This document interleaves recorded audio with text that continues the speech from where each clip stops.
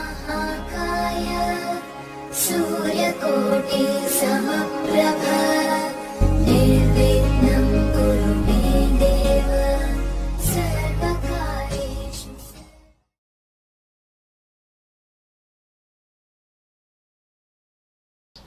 मेरे बहुत ही प्रिय और बेहद सम्मानित साथियों, हृदय की असीम गहराइयों से अभिनंदन, बहुत बहुत हार्दिक स्वागत।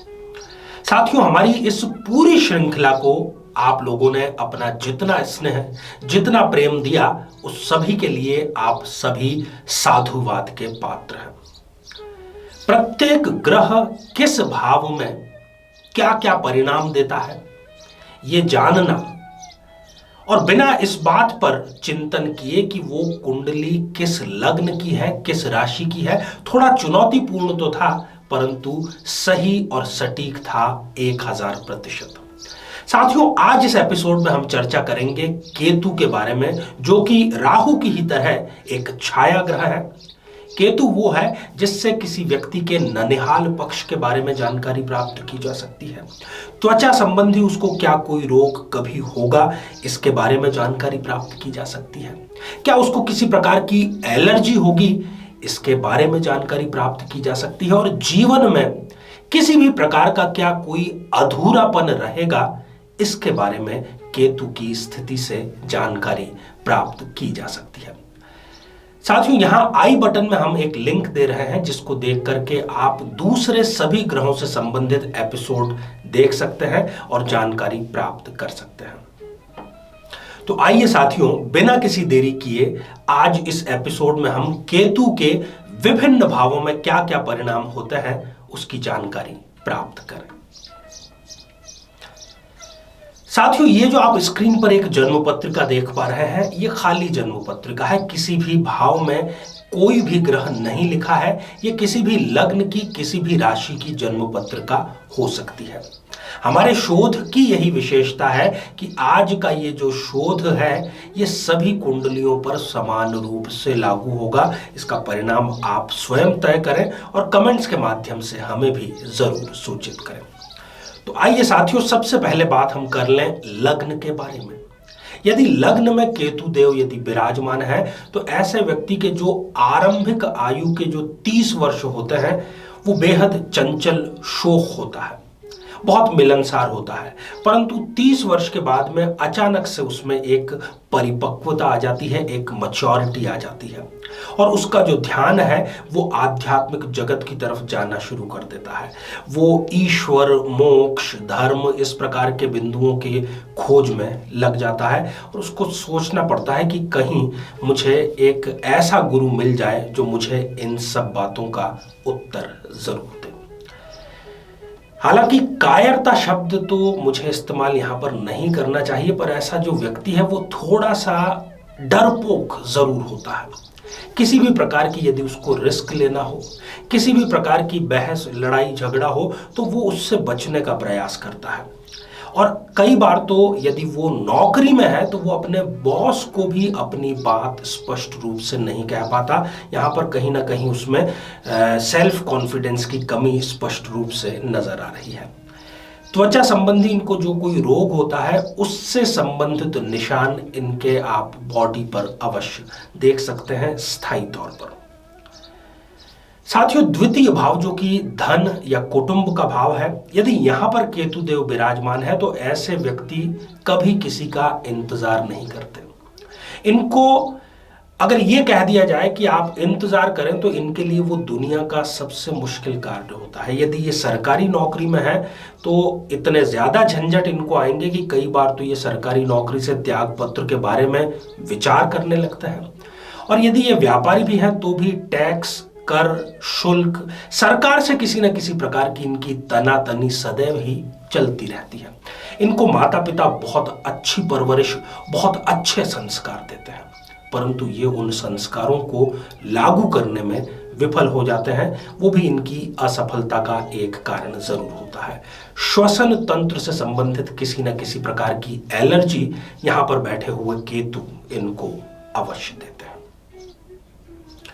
तृतीय भाव जो कि पराक्रम का भाव है, यदि यहां पर केतु देव विराजमान है तो ऐसा व्यक्ति प्रकृति से उल्टे कार्य करता है। जब वो विद्यार्थी जीवन में होता है तब वो रात भर जाग करके पढ़ाई करेगा, दिन भर सोएगा। जब वो प्रोफेशनल लाइफ में होगा तब भी वो इसी प्रकार का कोई कार्य करेगा कि जिसमें उसको रात को कार्य करना पड़े। कहने का अर्थ है इनको प्रकृति से उल्टे चलने में एक अजीब सा मजा आता है, और यही कारण है कि इनकी जो बॉडी क्लॉक है वो गड़बड़ हो जाती है और एसिडिटी भयानक स्तर तक इनकी जा सकती है। पराशक्तियों में ये विश्वास करने लगते हैं और कई बार गलत संगत में पड़ते हुए भी इनको देखा गया है। और इनका जो बचपन है वो थोड़ा सा अभावों में जरूर बीतता है, पर आगे चल करके ये स्वयं अपने बलबूते पर सब कुछ अचीव कर लेते हैं। साथियों, चतुर्थ भाव जो कि सुख भाव है, यदि यहां पर केतु देव विराजमान है तो ऐसा व्यक्ति वाचाल होता है। बहुत ज्यादा उसको बोलने की सदैव इच्छा होती है, वो चाहकर भी स्वयं पर कंट्रोल नहीं कर पाता।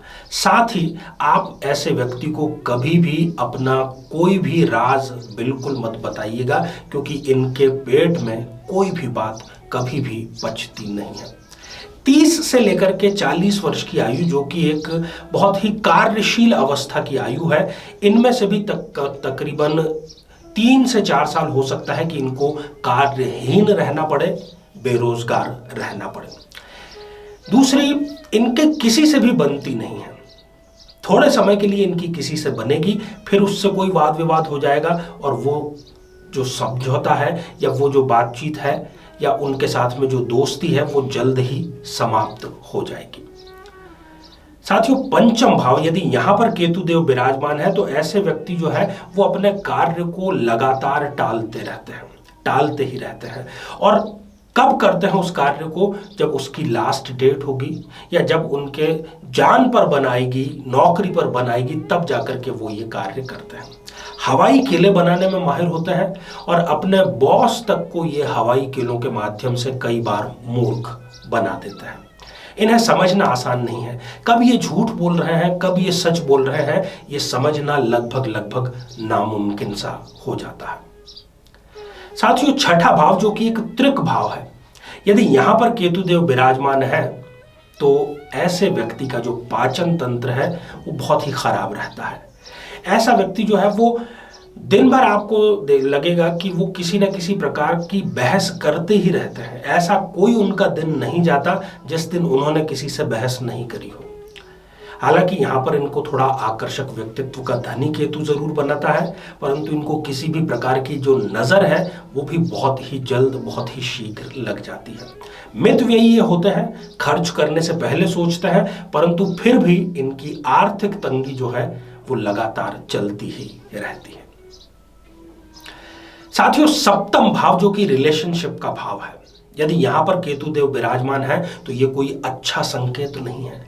यदि ये व्यक्ति कुंडली मिलान करके विवाह नहीं करता है तो दाम्पत्य में इनके विचार युद्ध अवश्य ही होगा और ऐसी स्थिति निर्मित हो जाएगी कि केवल सोसाइटी को दिखाने के लिए ये उस रिश्ते को निभाते चले आ रहे हैं।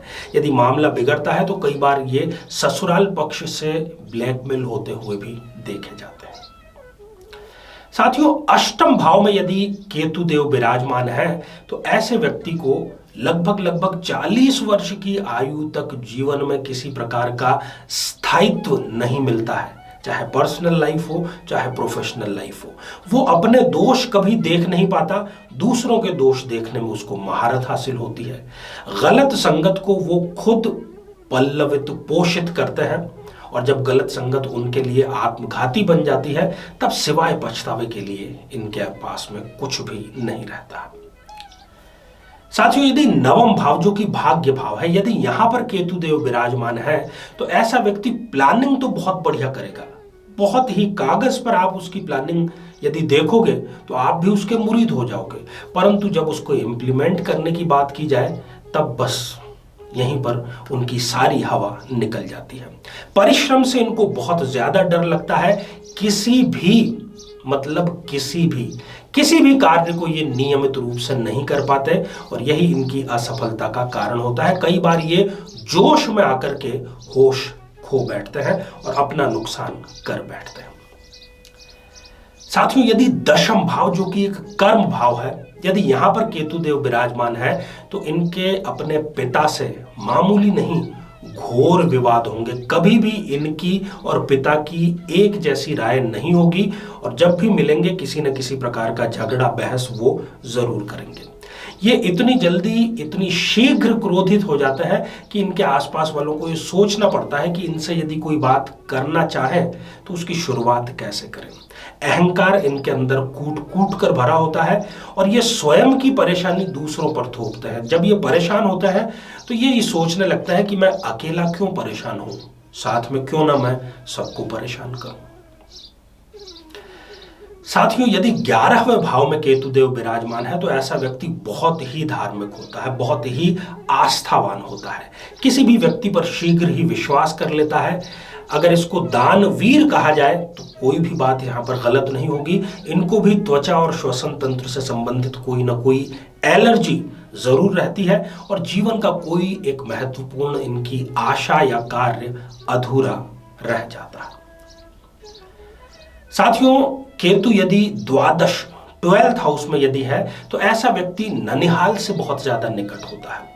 ननिहाल में ज्यादातर समय ऐसे व्यक्ति का बीतता है, उसका लगाव भी यहाँ पर बहुत ज्यादा होता है। साथ ही ऐसा व्यक्ति भ्रमणशील बहुत ज्यादा होता है, उसको नए नए स्थानों पर जाना, नए नए लोगों से बातचीत करना, भेंट करना बहुत ही पसंद हो सकता है और वो इस प्रकार का कोई प्रोफेशन भी अपना लेता है जिसमें उसको भ्रमण अधिक करना पड़े।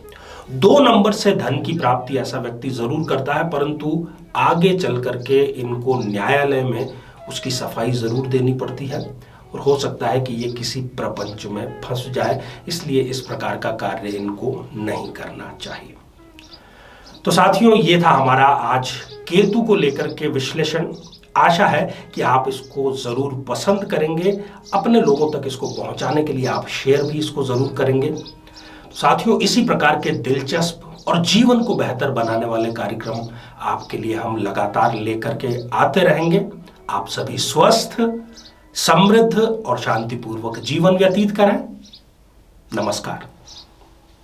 जीवन में किसी समस्या का सामना कर रहे हैं, जैसे कि शादी में देरी होना, पति पत्नी में मनमुटाव या तलाक तक की नौबत आ जाना, संतान का प्राप्त न हो पाना, नौकरी या धन प्राप्ति में बाधा आना, जीवन के प्रत्येक क्षेत्र में किसी न किसी प्रकार की बाधा आना, तो आज ही अपनी जन्म पत्रिका का संपूर्ण विश्लेषण करवाएं और पाएं समस्या से सदैव के लिए मुक्ति।